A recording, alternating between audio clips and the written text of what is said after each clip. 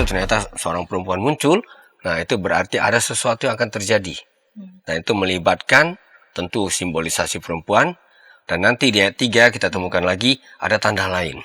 Ya, tanda lain itu adalah yang juga menunjuk kepada realitas yang melampaui dirinya, dan tanda lain ini adalah naga. Jadi memang ya dua tanda ini saling berhubungan, karena ini bicara tentang hal-hal yang akan terjadi.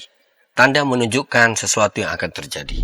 Nah, kalau kita lihat di sini, ya pertempuran tersebut, ya yang terjadi di surga, ada catatan yang mengatakan bahwa akhirnya sebenarnya mereka tersingkir ya. Betul nggak? Iya, mereka betul. tersingkir, tidak bisa lagi bertahan di situ. Tidak mendapat tempat lagi di surga. Nah, lalu naga besar itu, si ular tua, yang disebut iblis atau satan, itu dilemparkan. Ya. Dan kemana dia dilemparkan? Kitab Wahyu membukakan sebuah perspektif melalui penglihatan ini. Sebenarnya di balik kekacauan ini semua, di balik kejahatan yang tidak pernah berhenti dari dunia manusia, sesungguhnya ada kekuatan iblis yang sedang bekerja. Naga itu tidak pernah diam. Ya, bahkan gereja sudah punya Injil, sudah punya hukum Tuhan pun, naga itu tetap berusaha supaya dengan ekornya, itu senjatanya tentunya, ya mirip kalajengking kalau nyengat kan pakai ekor ya. Nah, dia akan menggugurkan iman orang-orang percaya.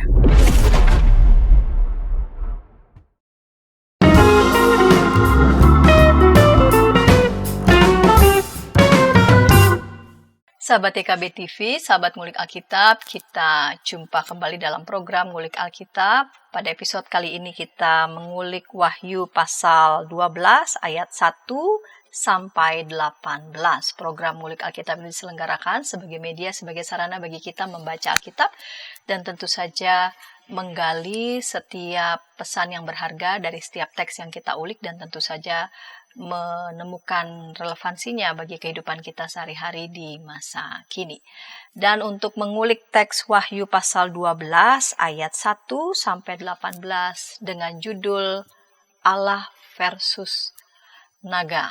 Allah versus naga, yang akan mengulik teks Wahyu 12 ayat 1 sampai 18.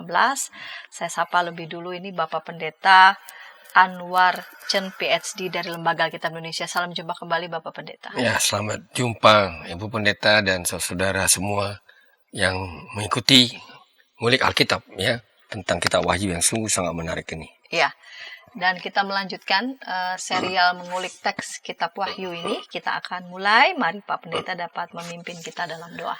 Kita berdoa. Terima kasih ya Tuhan untuk kesempatan ini. Kembali kami mohon tuntunan Roh Kudus, supaya apa yang kami baca dan apa yang kami renungkan, apa yang kami boleh maknai dari firman Tuhan, itu benar-benar menolong kami untuk melihat bagaimana Tuhan berbicara dahulu dan juga masih berbicara sampai saat ini untuk situasi dunia kami yang tidak menentu. Kami serahkan waktu kami selanjutnya kepadamu dalam Kristus Yesus. Amin. Amin. Saya membaca Wahyu 12 ayat 1 sampai 18, perempuan dan naga. Kemudian tampaklah suatu tanda besar di langit, seorang perempuan berselubungkan matahari dengan bulan di bawah kakinya dan sebuah mahkota dari 12 bintang di atas kepalanya. Ia sedang mengandung dan berteriak dalam kesakitan dan dalam derita untuk melahirkan. Lalu tampaklah suatu tanda yang lain di langit, dan lihatlah seekor naga merah padam yang besar berkepala 7 dan bertanduk 10, dan di atas kepalanya ada 7 mahkota. Ekornya menyeret sepertiga dari bintang-bintang di langit dan melemparkannya ke atas bumi. Lalu naga itu berdiri di hadapan perempuan yang hendak melahirkan itu untuk menelan anaknya segera sesudah perempuan itu melahirkannya. Ia melahirkan seorang anak laki-laki yang akan menggembalakan semua bangsa dengan tongkat besi. Namun anaknya itu dirampas dan dibawa kepada Allah dan ke tahtanya. Perempuan itu lari ke padang gurun di mana telah disediakan suatu tempat baginya oleh Allah, supaya ia dipelihara di situ selama 1260 hari. Kemudian timbullah peperangan di surga. Mikael dan malaikat-malaikatnya berperang melawan naga itu. Naga itu berperang bersama malaikat-malaikatnya, tetapi mereka tidak dapat bertahan dan tidak mendapat tempat lagi di surga.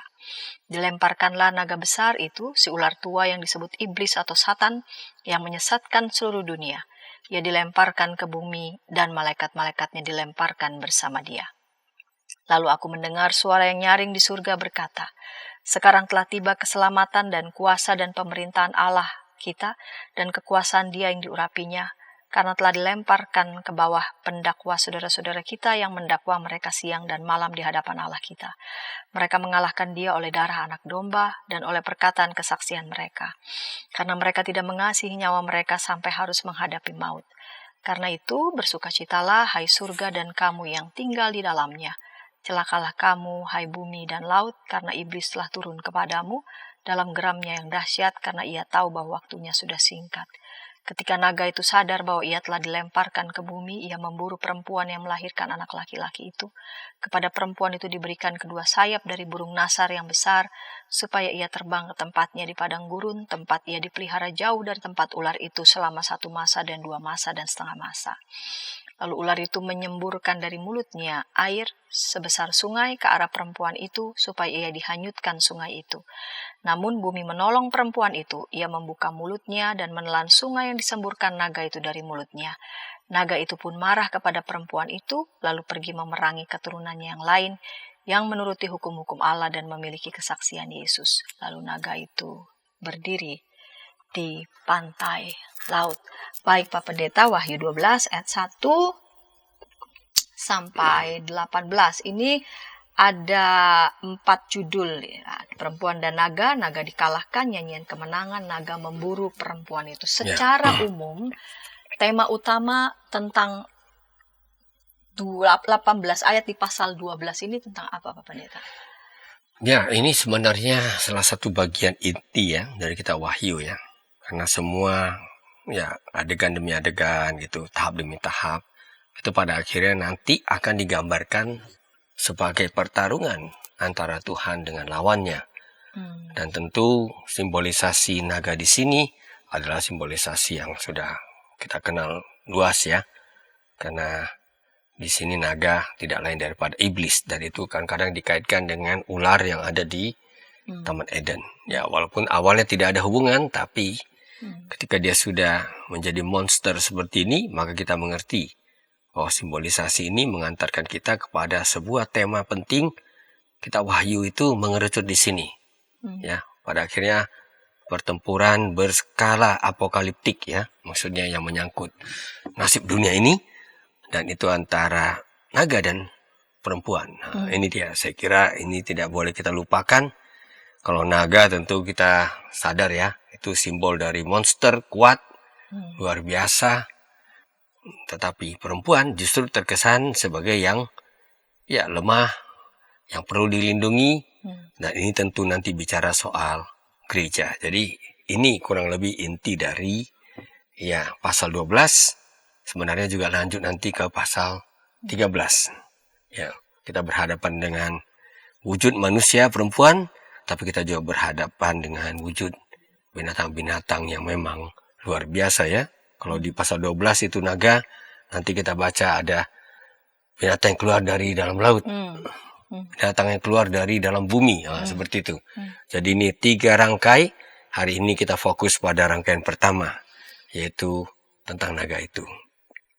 Baik, ini kita lihat di ayat 1 sampai 2, tampaklah suatu tanda besar di langit.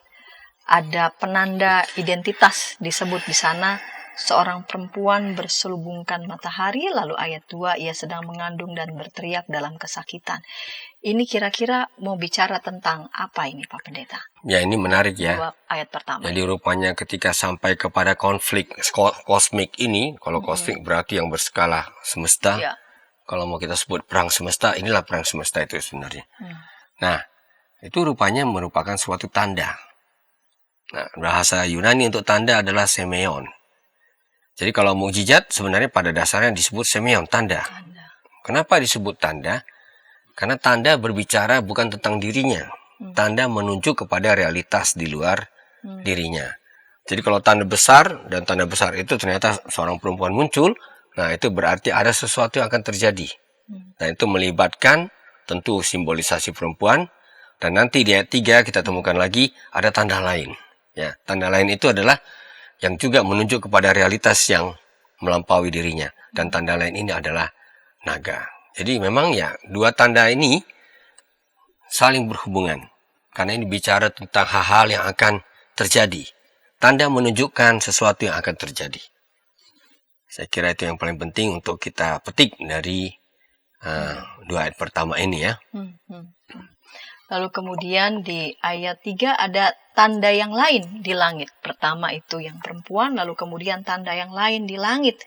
Seekor naga merah padam. Ini juga bicara tentang apa ini Pak Pendeta? Ya, tanda jadi lainnya bahwa itu ada pertempuran kosmik. memang sengaja ya. Jadi tanda awal yang besar itu adalah seorang perempuan berselubungkan matahari gitu ya. Kita sulit membayangkan bagaimana itu ditampilkan gitu secara visual. Gimana matahari bisa menyelubungi seorang perempuan. Dan ada bulan di bawah kakinya. Tapi semua simbolisasi ini tidak boleh terlalu harfiah juga kita bayangkan. Karena tidak bisa kita membayangkan itu dengan konkret gitu. Tapi tentu kita tahu bahwa ini, ya saya terangkan sedikit tentang yang perempuan ya. Ini tentu sangat jelas bicara tentang ya matahari, bulan, dan bintang. Kita ingat apa yang menjadi mimpi Yusuf ya. Ya, dia bermimpi. Dia katakan matahari, bulan, bintang sujud menyembahku gitu. Jadi memang sengaja rupanya simbol-simbol seperti ini disebutkan ulangnya supaya orang mengingat ya teks-teks yang lain. Dan 12 bintang tentu ini bicara tentang umat Tuhan ya. Yang utuh baik dalam perjanjian lama maupun di dalam perjanjian baru. Nah, jadi kalau kita bicara perempuan ini jelas melihat simbol-simbol di dalamnya. Nah, ini kan bicara tentang gereja ini sebenarnya. Ya, karena gereja adalah umat Tuhan yang baru. Merupakan kelanjutan dari umat Tuhan yang sebelumnya, yaitu Israel sendiri. Nah, sedangkan tanda yang satu lagi, ya kita tahu ular yang warnanya merah padam. Nah, ini biasanya kalau sudah namanya ular atau naga lah, lebih tepat naga, merah padam, ya merah itu kan sebenarnya tanda darah ya.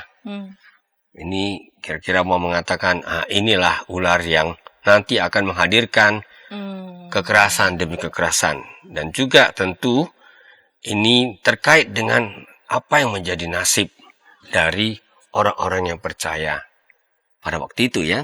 Ya karena kalau seorang martir sampai-sampai harus ya mempertaruhkan nyawanya ya untuk berhadapan dengan kuasa-kuasa satanis.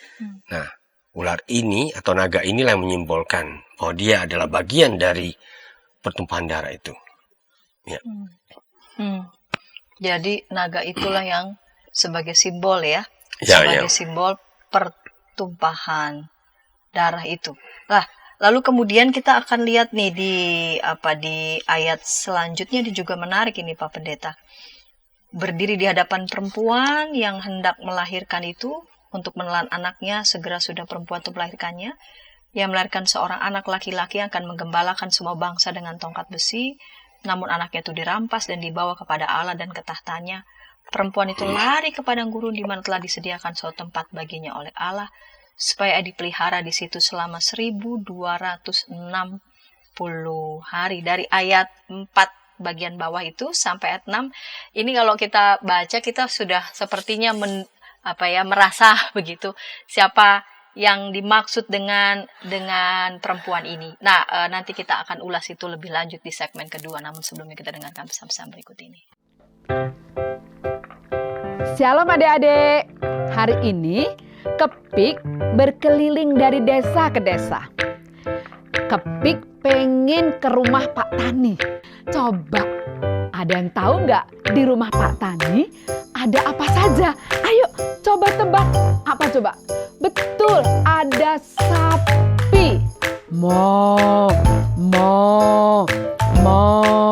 Mereka sekarang rukun dan jalan bersama-sama pulang ke rumah Pak Tani. Kak Evelyn, tapi sebelum tidur aku mau dengar dongeng dulu. Katanya tadi sudah ngantuk. Pokoknya aku mau dengar dongeng dulu kakak. Jadi panggung nih. Kayak cerita ya, siap?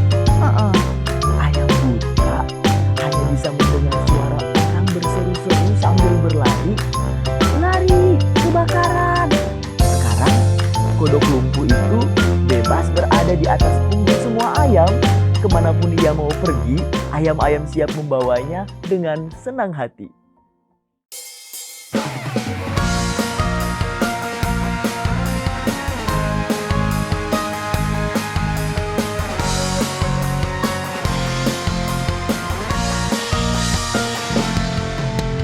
Hormat pada orang tua, menyayangi binatang, rajin ke sekolah minggu, selalu giat belajar, tidak membedakan orang, semua dijadikan sahabat, dipercaya oleh guru-guru di sekolah.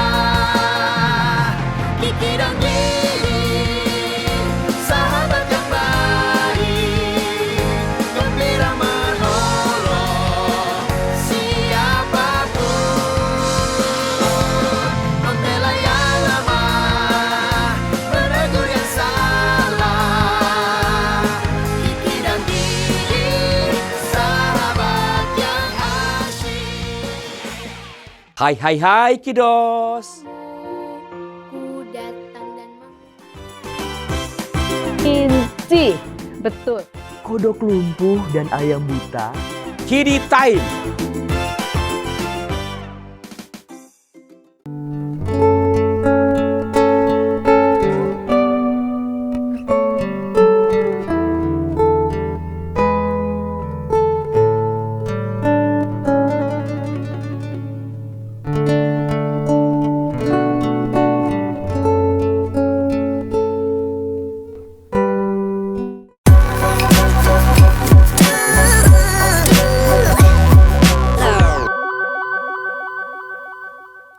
Sahabat Senang masih bersama dengan kami dalam program Ngulik Alkitab. Pada episode kali ini kita melanjutkan ulikan teks serial Kitab Wahyu, secara khusus Wahyu 12 ayat 1 sampai 18 dengan judul Allah versus Naga. Kita memasuki segmen kedua.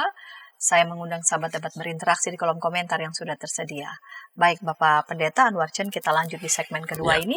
Di ujung segmen pertama saya sudah membaca di ayat 4, lalu kemudian sampai ayat 6. Ini kaya sekali dengan makna-makna simbolik.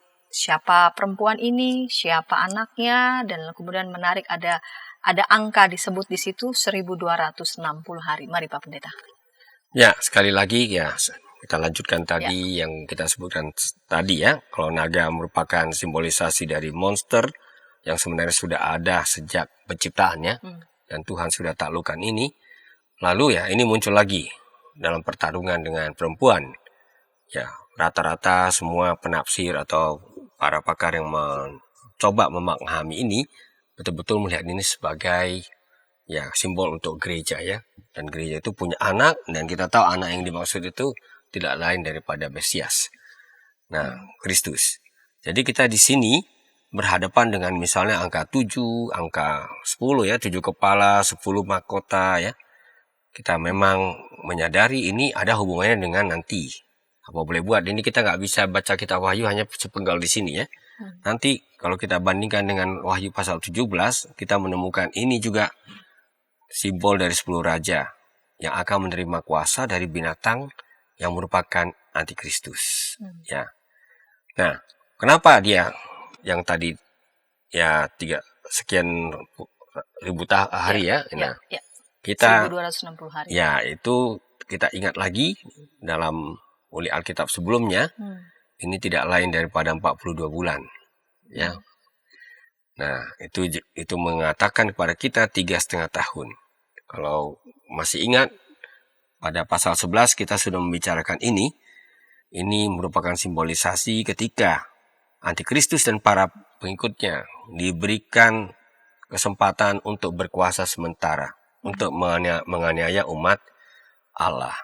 Jadi, ya sama seperti itu, ada semacam paralel yang kita lihat di sini ya. Nah, ternyata ketika kita bicara tentang urusan 1260 hari ini juga adalah angka yang menunjukkan pada kita, betul, kuasa-kuasa kejahatan, iblis, memang masih dapat melukai gereja, ya, mencecar atau mengejar ya perempuan dan anak itu. Tetapi ada batasnya. Itu mengatakan bahwa diizinkan untuk melakukan kekerasan, tetapi ada batasnya. Karena bagaimanapun, kalau kita ingat kembali dalam unik Alkitab sebelumnya, Wahyu 11, ada keyakinan yang sangat kokoh bahwa Tuhanlah sesungguhnya yang mengendalikan seluruh perjalanan sejarah ini. Meskipun kelihatannya kekuatan-kekuatan kejahatan sepertinya merajalela dan untuk sementara berjaya. Ya, itu yang bisa kita lihat antara lain di dalam ya, simbolisasi yang disebutkan tadi. Baik Pak Pendeta, kita lanjutkan ayat 7-9. Timbullah peperangan di surga. Saya membayangkan tadi kalau Pak Pendeta pakai istilah pertempuran kosmik, ini peperangan di surga. Ini apa yang mau dikatakan lewat kata yang dipakai ini, peperangan di surga. Ada Mikael dan malaikat-malaikatnya berperang melawan naga itu. Pertempuran seperti apa yang dibayangkan ini oleh penulis kitab Wahyu? Ya, memang salah satu ciri dari kitab Wahyu adalah sebagaimana tulisan apokaliptik lainnya ya, dia mengajak kita untuk mempunyai tatapan yang berbeda terhadap dunia yang lain itu ya. Dunia yang setiap harinya tidak langsung kasat mata. Dan itu mengingatkan pada kita, meskipun kelihatan banyak kejahatan, bermacam-macam peristiwa terjadi, nah kitab Wahyu mau mengatakan, itu ternyata juga terjadi di dunia yang tidak kelihatan itu. Ya, saya tidak mau gunakan kata gaib, karena itu nanti terlalu berkonotasi ya agak negatif ya. Tapi ini betul-betul pada tataran sorgawi. Nah, memang timbul pertanyaan, ini kapan terjadi ini? Disitulah ada beberapa interpretasi yang mungkin ya. Misalnya ada yang mengatakan ini sebenarnya sudah terjadi sejak penciptaan. Ketika Tuhan mengalahkan chaos. Chaos itu tidak lain daripada kekuatan-kekuatan anti Tuhan sebenarnya. Nah, sebenarnya itu pertarungan yang berwatak sorgawi gitu. Terjadi tidak hanya di dunia ini tapi di dunia yang tidak kelihatan itu. Nah, ada juga yang mengaitkan ini dengan kebangkitan Kristus yang barusan saja kita rayakan.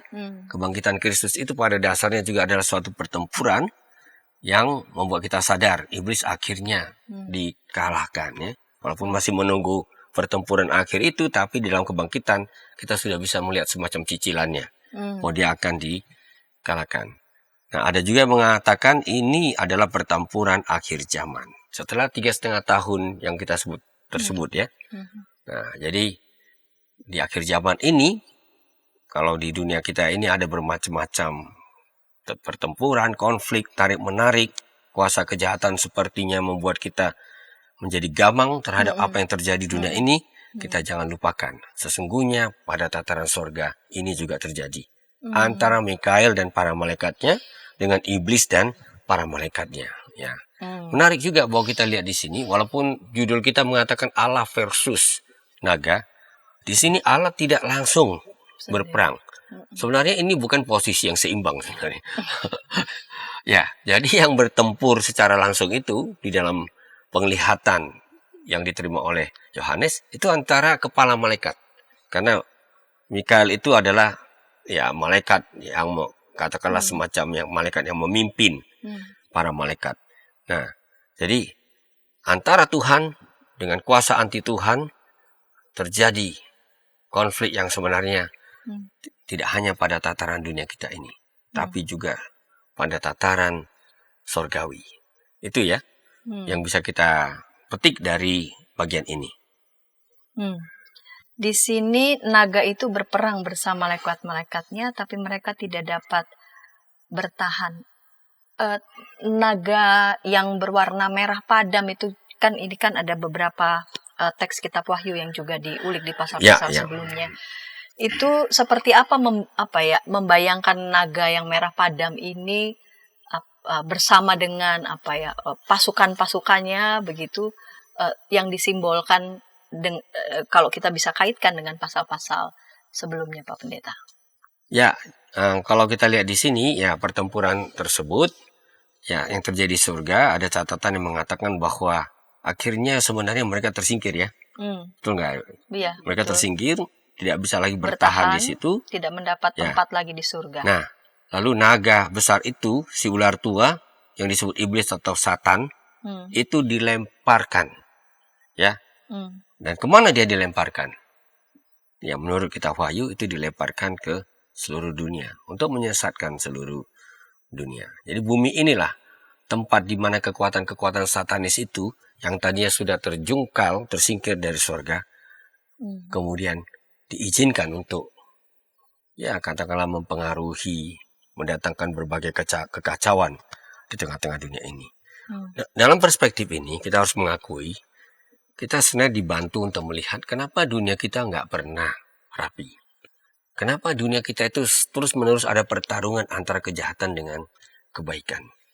Nah, bagi kita Wahyu itu berarti karena iblis itu sekarang sudah pindah ruang gitu.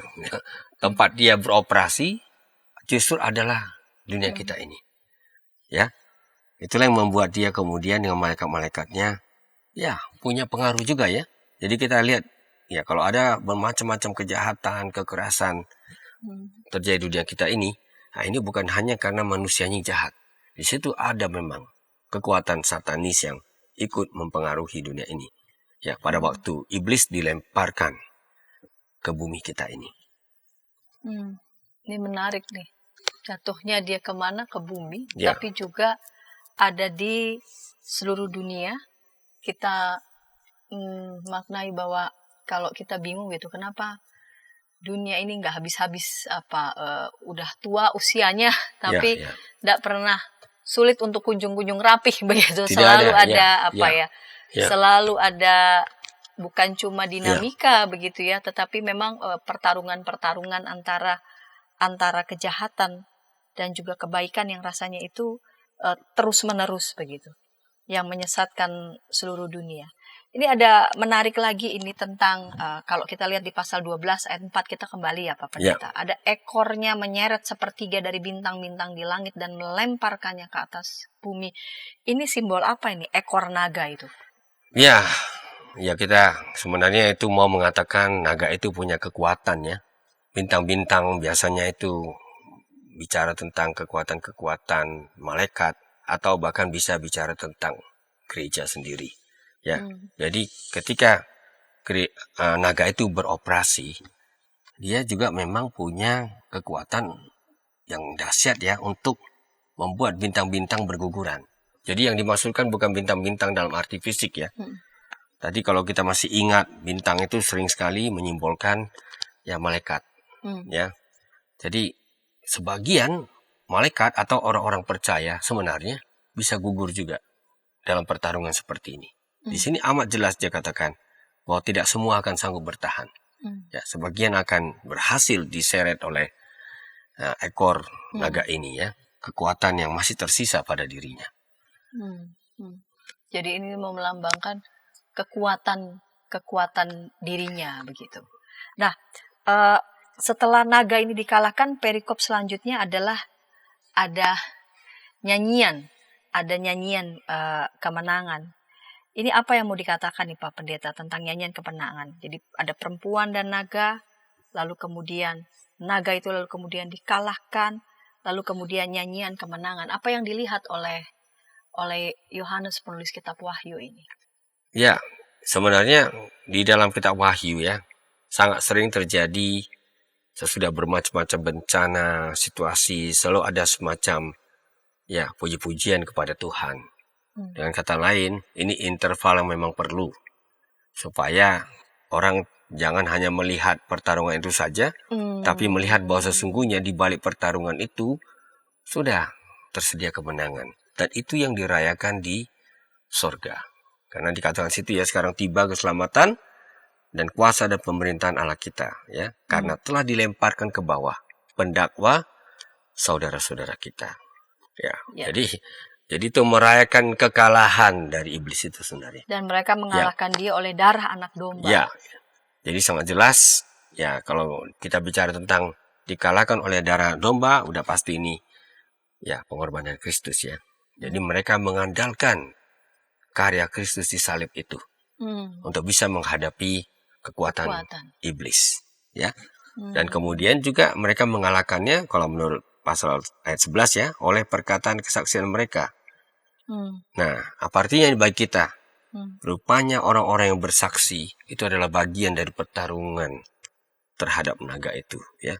Dan memang itu yang sanggup. Ketika kesaksiannya adalah kesaksian tentang Allah yang Maha Kuasa itu, yang sudah menyatakan dirinya dalam Yesus Kristus, yang menang atas maut. Nah, itu rupanya bagian dari kemenangan yang dirayakan di sorga, dan sekarang tentu ya masih dialami tengah-tengah dunia kita. Ini menarik ini. Jadi yang justru sanggup mengalahkan kekuatan iblis itu adalah justru yang disalibkan itu. Ya, betul. Darah anak domba.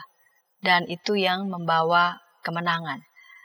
Namun selanjutnya ini menarik tentang naga memburu perempuan itu. Ya. Kemudian dia setelah menang, lalu kemudian naga itu memburu perempuan itu. Kita akan ulas segmen ketiga, sekaligus kita akan melihat relevansinya bagi kehidupan kita dengan semua yang sudah Pak Pendeta jelaskan. Kita akan ulas segmen ketiga, namun sebelumnya kita dengarkan pesan-pesan berikut ini.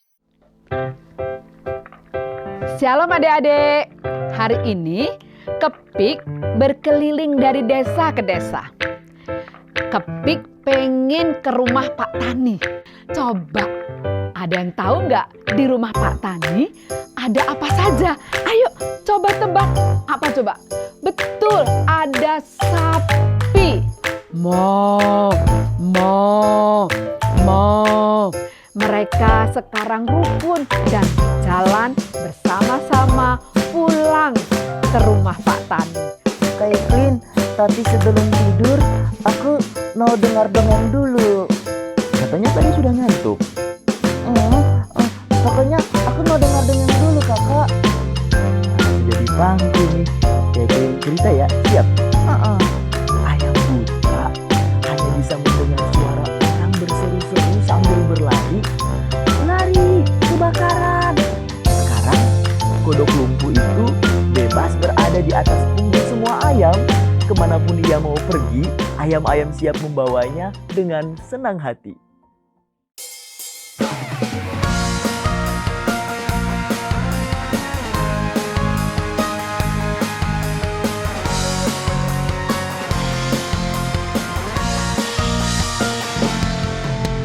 Hormat pada orang tua, menyayangi binatang, rajin ke sekolah minggu, selalu giat belajar, tidak membedakan orang, semua dijadikan sahabat, dipercaya oleh guru-guru di sekolah.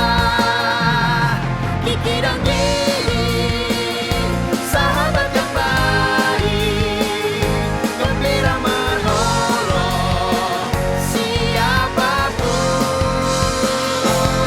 membela yang lemah, menegur yang salah.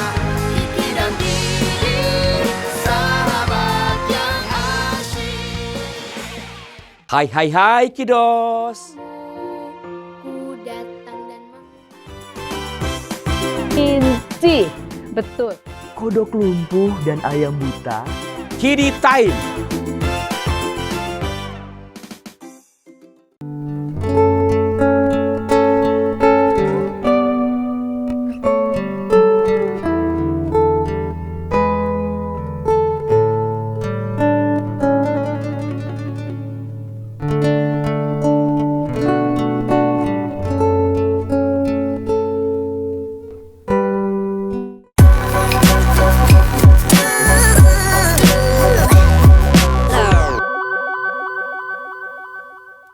Sahabat EKB, sahabat ngulik Alkitab, senang masih bersama dengan kami dalam program Ngulik Alkitab. Kita mengulik Wahyu pasal 12 ayat 1 sampai 18, Allah versus naga. Kita memasuki segmen ketiga, segmen penutup. Baik Pak Pendeta, kita lanjut di segmen ketiga, segmen penutup.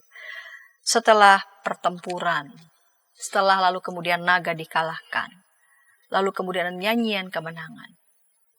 Di perikop selanjutnya, naganya masih memburu perempuan itu. Ya. Ini kan sudah nyanyian kemenangan, tapi naga masih memburu.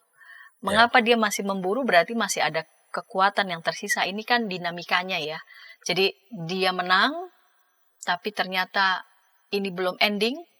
Ya, betul. Di sisi yang satu kita tidak bisa meremehkan kekuatan, sisa-sisa kekuatan si iblis itu masih tetap ada begitu. Tapi di sisi yang lain kekuatannya dikalahkan. Ya. Ini kan dinamikanya ya. Ya. Nah, dia memburu perempuan itu, dan apa atau siapa yang dirujuk dengan masih memburu perempuan itu? Ya, sudah jelas ya. Naga tadi kita sebut simbolisasi iblis. Kalau kita sedikit ke atas lagi, ayat 12. Ya, di situ yang diajak bersukacita itu adalah surga ya. Tapi sebagai kebalikannya, celakalah kamu, hai bumi dan laut. Karena iblis telah turun. Ya. Dan dia marah sekali sebenarnya, karena dia tahu waktunya sudah singkat. Nah, itulah yang kemudian dijabarkan dalam bagian selanjutnya. Naga sadar waktunya sudah singkat, dia harus berjuang habis-habisan. Ya, dia tidak mau kekalahannya itu menjadi kekalahan begitu saja, karena dia ingin juga bila mana mungkin kekalahan itu menjadi kekalahan dari perempuan tersebut. Ya, yaitu ya gereja maksudnya. Nah, kita baca di bagian ini ya sungguh menarik. Ya, malah dikatakan perempuan diberi 2 sayap dari burung nasar ya. Iya. Nah, untuk terbang ke padang gurun. Di padang gurun. Nah, ini dibalik simbolisasi ini kita seakan-akan mendengarkan gema dari peristiwa keluaran orang Israel ya. Ya, karena Tuhan itu bagaikan burung nasar yang mengawal umatnya. Ya, menjaga umatnya gitu. Jadi ketika gereja bahkan diberi sayap burung nasar itu mau mengatakan Tuhan tidak tinggal diam dalam pertarungan ini. Bahwa dia membekali gereja juga kekuatan untuk sanggup bertahan. Ya, dan ketika dia terpaksa harus menyingkar, kadang-kadang kita harus tahu bahwa gereja juga bukanlah ya gereja yang triumphant ya, yang selalu berjaya. Ya, cukup sering gereja adalah yang rapuh, yang bahkan rentan, ya vulnerable terhadap berbagai penganiayaan. Ya, tapi sangat menarik kita melihat bahwa tempat ia dipelihara. Nah, siapa yang memelihara ini? Ya Tuhan.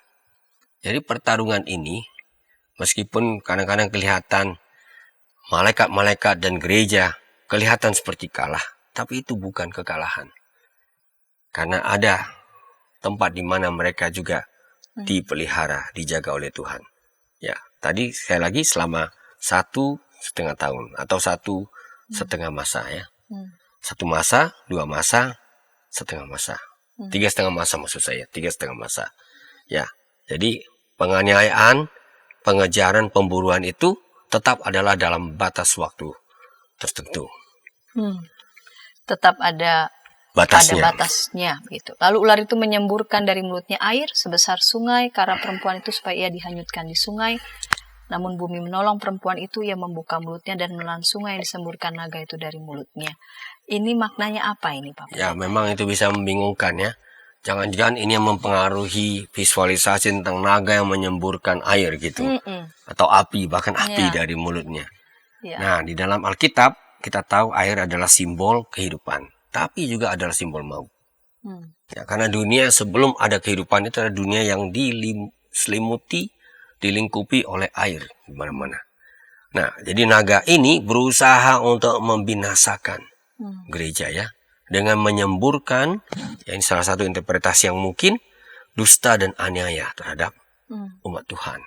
Ya, jadi di mana dia ada kesempatan, dia mencoba menyebarkan fitnah tentang gereja, dan dia juga berusaha untuk memprovokasi ya lawan-lawan Tuhan untuk menganiaya umat Tuhan. Nah, ini dia. Tetapi sangat menarik ya, kalau kita baca simbolisasi itu, kita akan bertemu dengan sebuah keterangan atau informasi yang sangat ya mengherankan kita, kan gitu. Karena apa? Bumi menolong perempuan itu.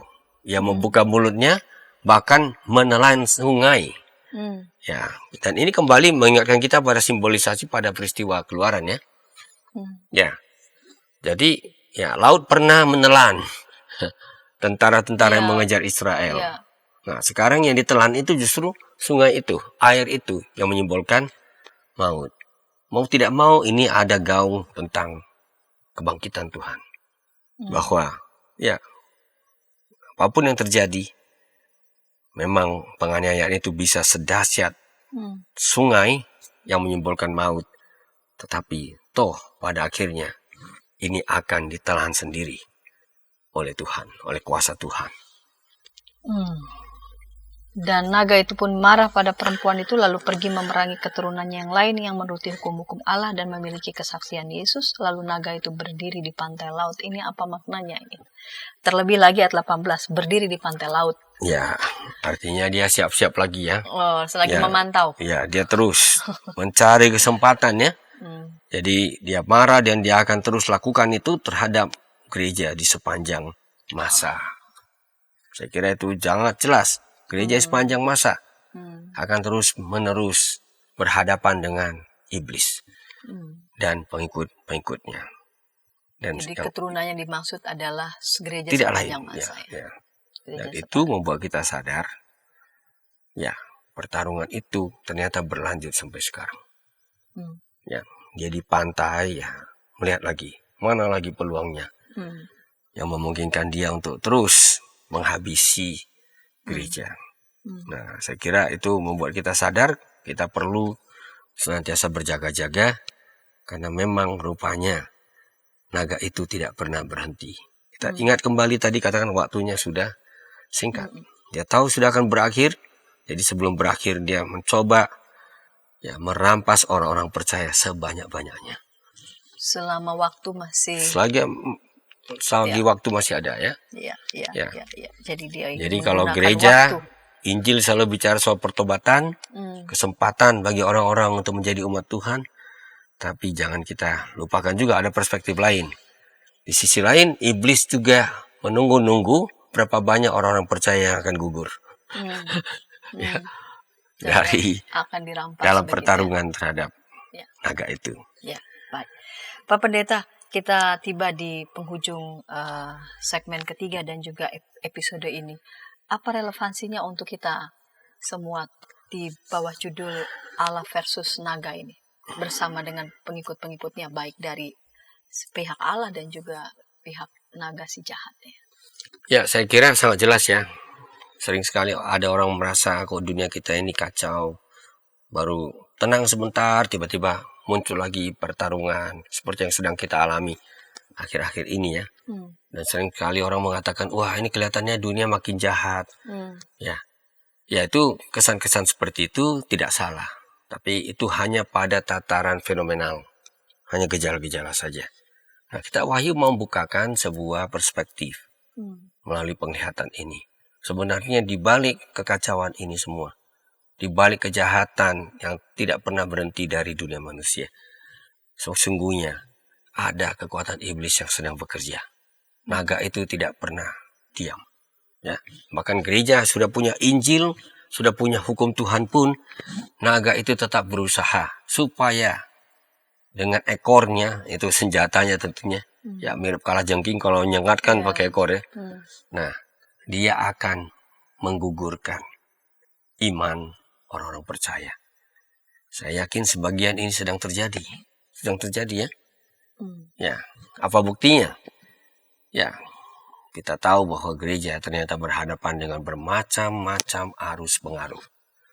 Dan arus pengaruh ini bisa menggugurkan iman orang percaya. Ya, saya sebutlah secara simpel saja ya. Coba lihat, kenapa dunia-dunia yang dulu ya percaya kepada Injil, sekarang justru menolak Injil. Kan begitu. Ya, tempat-tempat di mana Injil didatangkan ke negeri kita, ke tempat lain, tapi sekarang justru di situ Injil tidak punya tempat lagi. Saya bicara tentang perubahan peradaban. Ya, ini kita bukan mengatakan bahwa dunia barat itu satanis, bukan itu. Tapi kita membuat kita sadar ya perlu berenung. Kenapa mereka akhirnya tinggalkan Injil itu sendiri? Dan itu menjadi sebuah peringatan bagi kita. Ya, karena di kekristenan di Indonesia ini menurut saya ya sampai saat ini masih adalah kelihatan kekuatan-kekuatan Injil itu ya untuk menghadapi ular naga tersebut. Tapi kita tidak boleh lengah karena tidak ada kata berhenti. Ketika kita tidak mengingatkan generasi berikutnya bahwa Injil tetap perlu menjadi kekuatan untuk menghadapi kekuatan naga ini. Betul, ekornya akan menyerat banyak orang. Ya, sepertiga itu mau mengatakan sebagiannya, kita nggak bicara soal angka saja di sini. Dan itu terbukti, memang orang-orang yang Kristen pun, orang-orang percaya pada Kristus pun, ya berguguran. Ya, bukan karena ada penganiayaan dari, belum tentu karena ada penganiayaan fisik ya, tapi bisa saja itu pengaruh. karena pengaruh-pengaruh lain.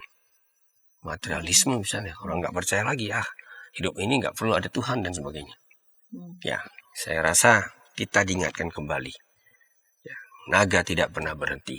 Nanti di pasal berikutnya, kita bahkan menemukan dia akan hadir dalam wujud binatang-binatang yang lagi-lagi mirip dengan naga adalah simbol dari chaos, kekacauan. Yang sudah sejak penciptaan ada dan tidak akan pernah berhenti ada sampai nanti ciptaan baru dihadirkan Tuhan di dunia yang baru nanti. Saya kira itu yang bisa kita tegaskan dari bincang-bincang kita yang ngulik Alkitab pada hari ini. Iya. Kita gereja di masa kini juga diingatkan bahwa